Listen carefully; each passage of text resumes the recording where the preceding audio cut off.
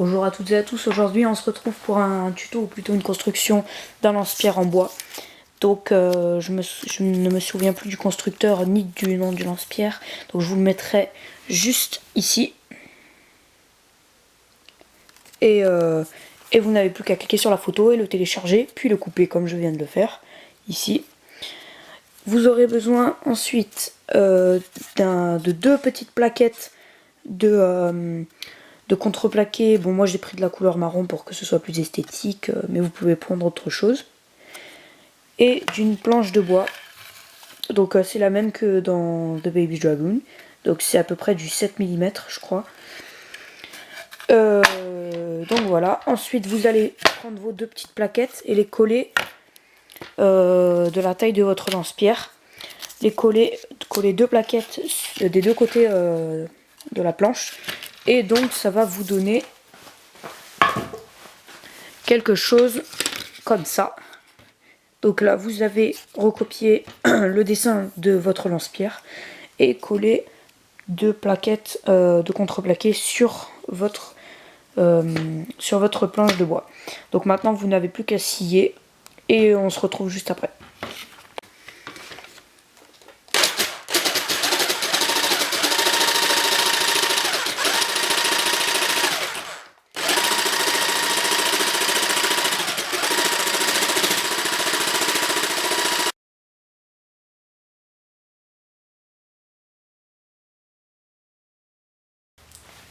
Donc voilà, après avoir scié ce que ça vous donne. Donc voilà. Donc par rapport au dessin, c'est vraiment très ressemblant. Maintenant, on va procéder au limage. Donc pour le limage, je rappelle à quoi sert le limage. Le limage sert à arrondir les angles pour pas que ce soit désagréable. Si vous allez utiliser, moi j'utilise des râpes pour le bois. Donc des râpes carrés. Des râpes carrés et arrondis. Des râpes complètement rondes. Pour le bois toujours. Et pour la finition, une râpe pour le métal pour que ça donne un effet plus lisse pour la fin. Donc pour le début, j'utilise la râpe pour le bois arrondi et rectangulaire et pas carré comme je l'ai dit il y a 2 secondes là. Donc pour faire les angles, vous prenez l'arrondi.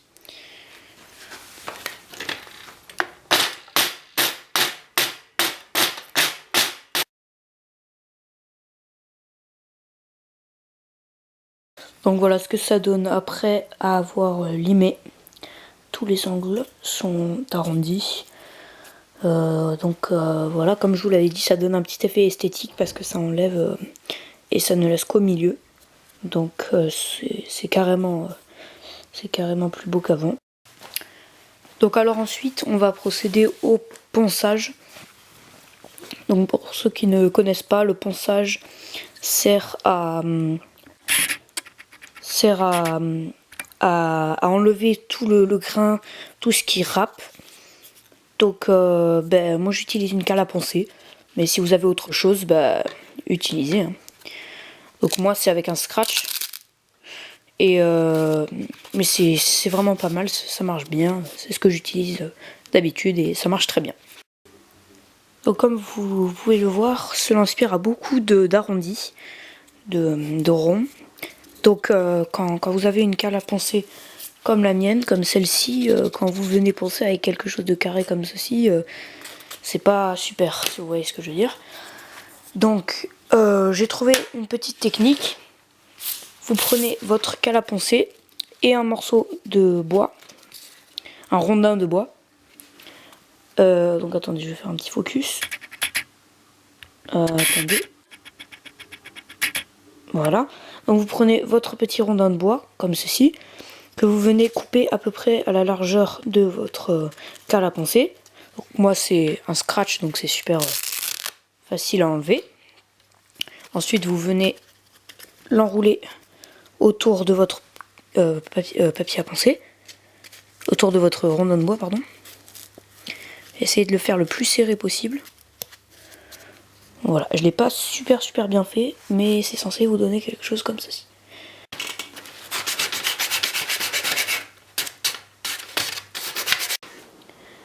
Donc voilà, j'ai enlevé le grain, tout ça, donc là c'est carrément agréable. Donc maintenant on va faire les entailles, ici, ici, ici, ici, pour pouvoir accrocher les élastiques. Donc, pour faire les entailles pour les élastiques, vous pouvez utiliser une lime pour métal comme celle-ci, donc cylindrique, c'est une toute petite. Donc ça fait une entaille très fine. Et c'est ce que je faisais avant. Et c'est ce que je fais toujours d'ailleurs. Mais vous pouvez aussi utiliser une râpe pour bois cylindrique, comme celle-ci.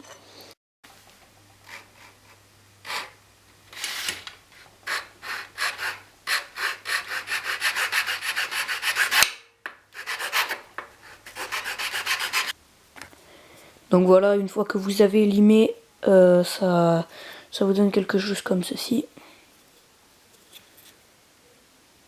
Voilà. Maintenant, c'est la dernière étape et c'est la plus dure, je pense. C'est celle des bandes et des élastiques. Donc pour les élastiques, vous allez avoir besoin de TerraBands. Donc moi c'est des TerraBands Gold que j'ai acheté sur Amazon. Vous allez prendre 25 cm de longueur et 5 cm de largeur. Et vous allez couper ce rectangle, donc 25 cm sur 5 cm. Vous le coupez.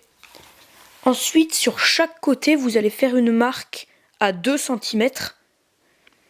Et sur l'autre côté, une marque à 3 cm. Vous reliez les deux points. Et donc, c'est censé vous donner ceci une fois que c'est fini. Donc, vous pouvez voir que c'est bien en diagonale. Hein. Donc, si je vous le montre comme ça, vous pouvez voir que c'est un tout petit peu diagonal. Donc, là, je peux bien vérifier. Il y a bien 3 cm et là, il y a bien 2 cm. Donc moi, j'utilise un cutter rotatif. C'est super, ça coupe super bien tout ce qui est élastique. Mais vous pouvez utiliser un ciseau ou n'importe quoi d'autre. Ensuite, vous allez vous couper des petites bandelettes. Donc voilà, une fois que vous avez fait vos petites bandelettes, c'est censé vous donner quelque chose comme ceci. Voilà, et comme ceci. Donc vous en faites 4 comme ceci. Donc j'en ai fait 2 autres un tout petit peu plus épaisses. Donc ça c'est pour attacher au lance-pierre et les 2 plus fines c'est pour attacher à votre morceau de cuir. Donc bah, justement en parlant de cuir. Donc vous prenez votre morceau de cuir et vous prenez 2 cm de largeur, 7 cm de longueur et vous coupez avec le cutter rotatif. Ça va vous donner quelque chose comme ceci. Donc là je me suis un petit peu trompée, il est un tout petit peu diagonal. Et donc voilà, ça vous donne quelque chose comme ceci.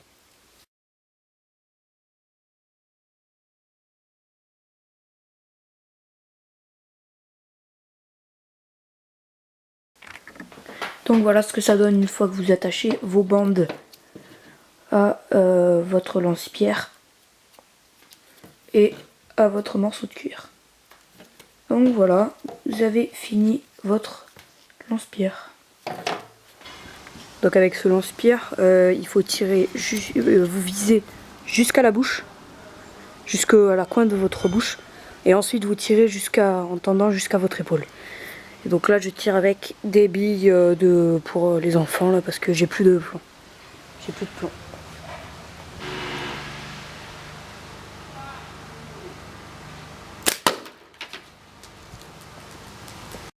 Donc voilà l'impact. Avec des billes comme ça, c'est sûr que ça va pas transpercer. Hein. Donc voilà, et je vous jure que c'était mon premier essai. Parce que je sais qu'il y en a beaucoup qui vont dire ouais il a coupé, au bout de la 50e fois il l'a touché. Mais je vous jure que c'était la première fois, que c'était mon premier tir. Donc deuxième essai, c'est parti.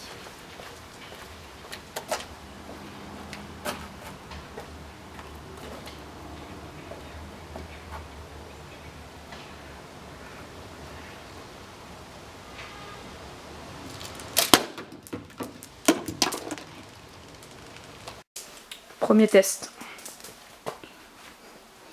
Donc, je suis juste à côté de la caméra. Donc c'est une distance d'à peu près 15 mètres. Donc 2 fois plus loin que tout à l'heure.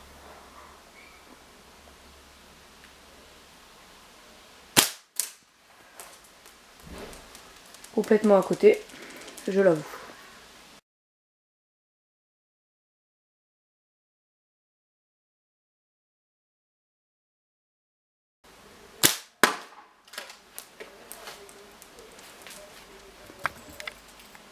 Yes.